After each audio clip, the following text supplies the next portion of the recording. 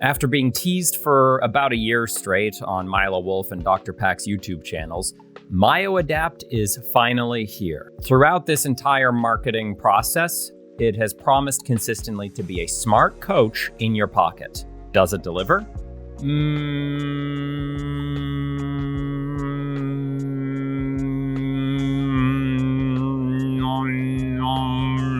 Maybe. We always review programs on this channel based on what they are claiming to be for, and we always start with a final score so you get an idea of what kind of video this is going to be. The final score that I'm giving MyoAdapt today is 6.5 out of 10. There's a bit of tension between what this app is trying to be versus what it's currently able to deliver. I'm willing to bet that if I were to do this review this time next year, this score would bump up. And in the meantime, if you are somebody who is reasonably new to the gym and is looking to specifically grow muscle while making as few decisions for yourself as possible, I would actually also bump up the score accordingly. The reason I score it lower is because of this. Many of the features on the roadmap are ones that I think sound great, and some of them are even ones that I have seen in other similar apps that are already on the market. However, the reason why it might be worth getting the app now anyway is because they are currently offering early bird pricing. They have not specified a date when that pricing will change.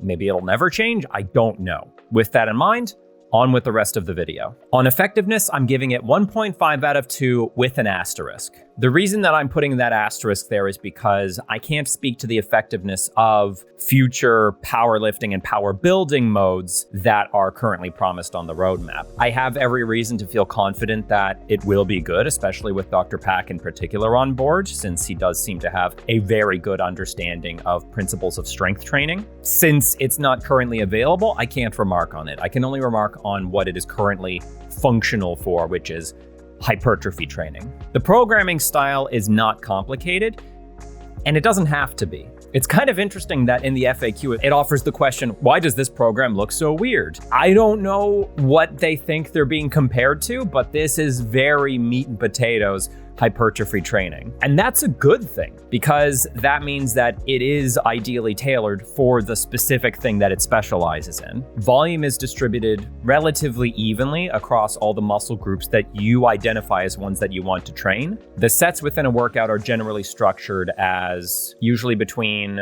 1 and 4 sets, with an effort goal between 3 and 0 RIR. If you know anything about the current science of hypertrophy training, that's all stuff you've encountered before. There's nothing groundbreaking there. And again, there's no need for something groundbreaking there. The rep ranges do change a little bit session to session on different exercises, which I do kind of like. I don't know how deliberately and consistently it does that. I've only done a few workouts so far. In fact, it's still telling me it hasn't fully learned me yet, but sooner or later I had to get this video out there rather than just train with this thing for the next 2 months. The key on the user end is if you are using RIR, you should make sure that you are logging those RIRs as honestly and accurately as you can, because otherwise the math falls apart.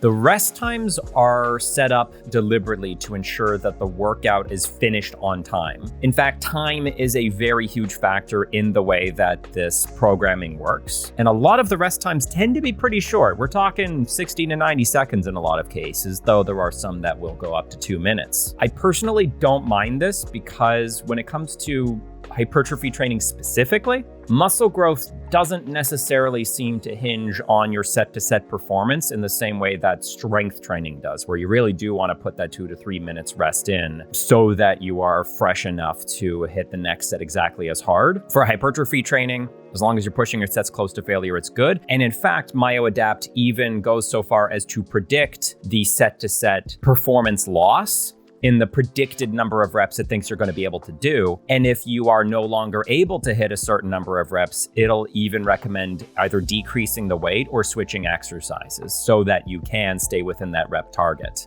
Where I raised my eyebrows a few times is the exercise selection component. Now, this is the part that is marketed the hardest, and it's definitely the aspect of this app that sticks out compared to the competitors that I'm currently aware of, because it really makes a point of saying that it is selecting the most effective exercises. And if you want to swap them, they have a very comprehensive list of alternatives, supposedly ordered from most to least effective. And it's very clear that Milo Wolf's infamous tier list videos were a good preview for the philosophy of exercise effectiveness in this app. Hot take, but I think lunges are even worse. There's just better options and nearly no worse ones, the pistol squat. Likewise, keeping your front leg extended can be a slight pain, as to your roll. As an example, dumbbells seem to be very consistently favored over barbells, especially in lower body work. So dumbbell RDL versus barbell RDL, sissy squats versus barbell back squats. Now, if this is based in Milo Wolf's reasoning that he presented in his tier list videos,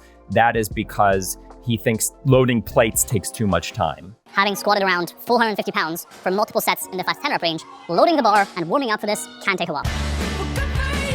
Most people who are going to use this app are not going to be the seasoned pros who already have a strong understanding of what training style they like and what works for them. It is going to be beginners and early intermediates. People who don't tend to put a lot of weight on the bar in the first place. Doing dumbbell RDLs for the first time in a while was definitely an interesting experiment. I found my lats toasting well before my hammies did, so I assume that is something that would change over time. I know the dumbbell RDL is a very effective hinge exercise, but personally, just let me hold a barbell, man.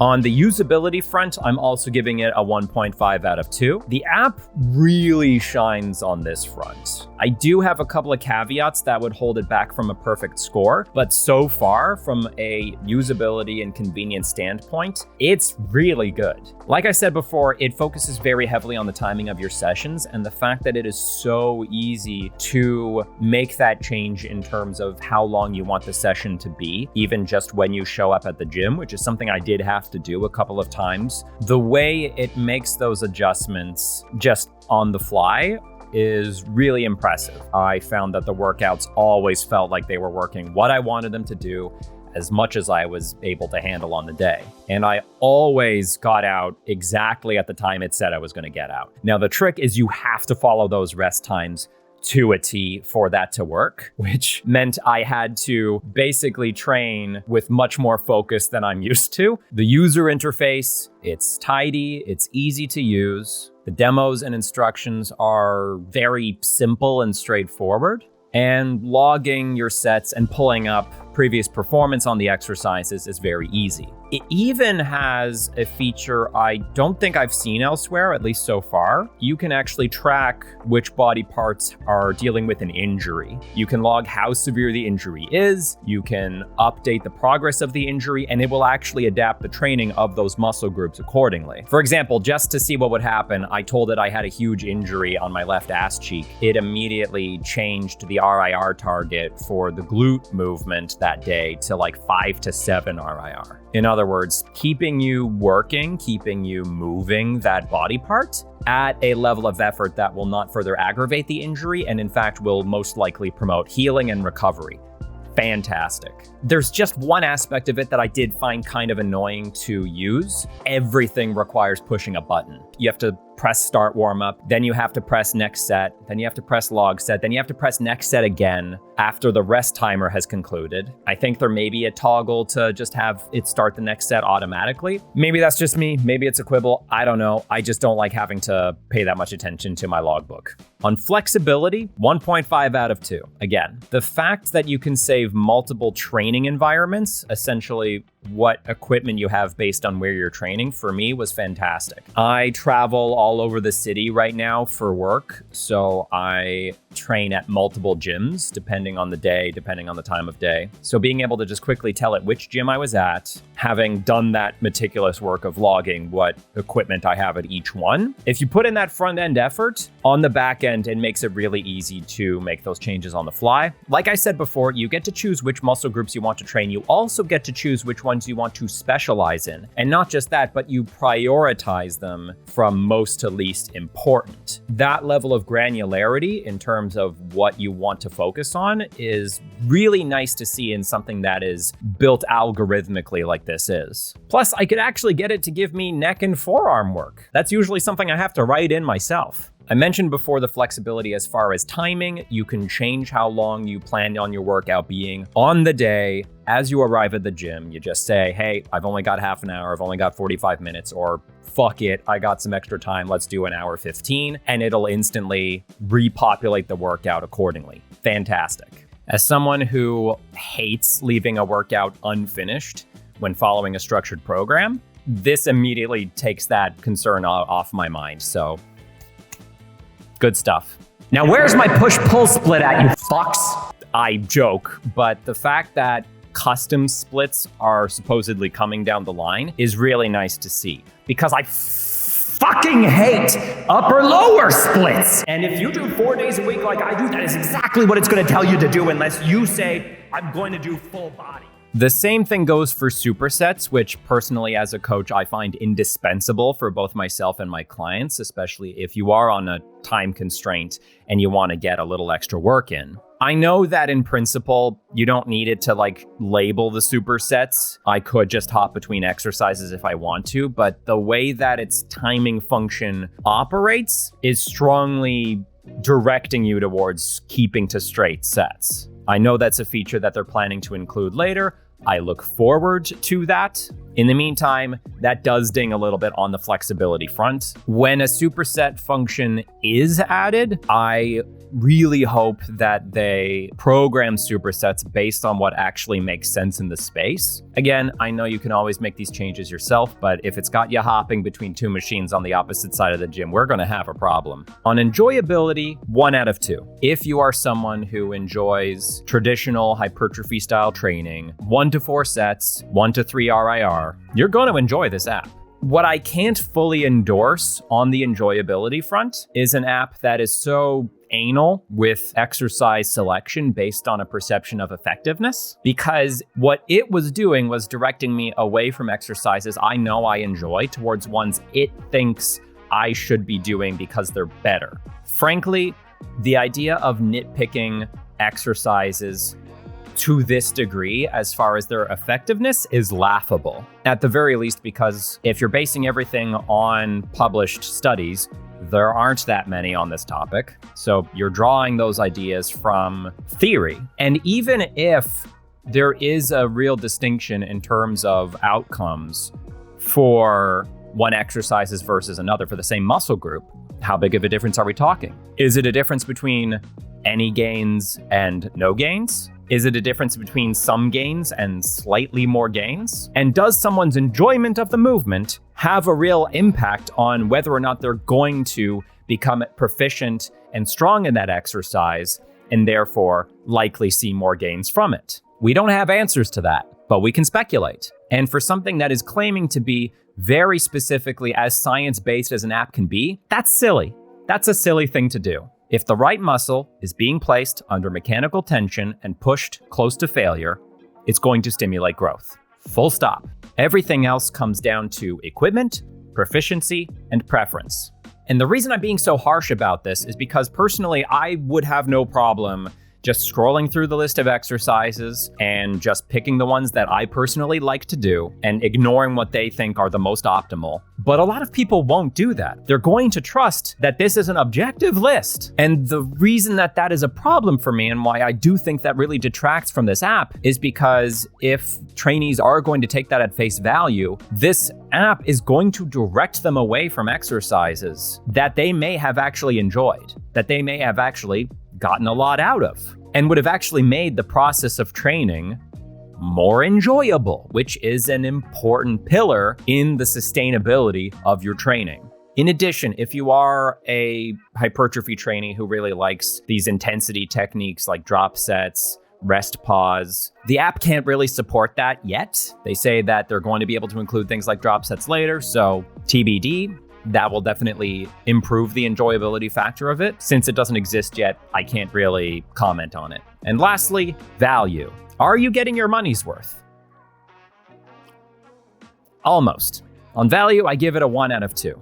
When reviewing an app as opposed to a program. The thing that needs to be addressed is, does this justify its cost, as well as does it justify the fact that it is going to require you to be plugged into it for months, years at a time, and really sticking to what it's telling you to do? Is the algorithmically generated programming providing more value than what you could get from browsing through free or paid programs? If you are someone who doesn't really feel confident making their own training decisions at this point, and that does include choosing from the hundreds of programs all tailored towards the same goal that you could follow, and then making adjustments to those programs yourself, if that's something that you really just don't want to have to deal with, I would say, yeah, this app does justify its value. The early bird pricing is $200 a year or $20 a month, which at the moment makes it cheaper than similar apps like Juggernaut AI or the RP Hypertrophy app. If that early bird pricing does revert to the $300 a year that they say it's going to get to, then it'll basically be a comparable price, at which point it's going to have to fight a little bit harder to justify why to spend the money on that versus one of the others. For now, I do think that the pricing is pretty fair for what it's offering. I know that I'm giving this a bit of a tepid score, but like I said at the top of this review, that does not mean I'm saying don't subscribe to this app